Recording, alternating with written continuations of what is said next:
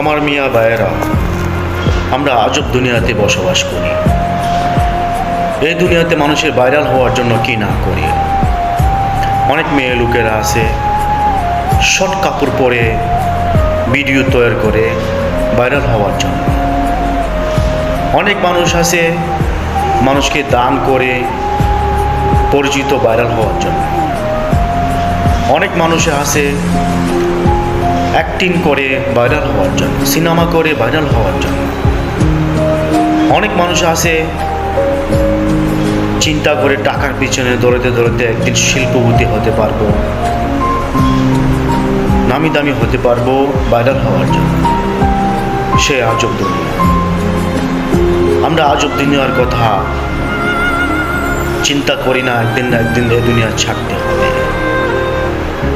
viral করতে করতে মানুষের জীবন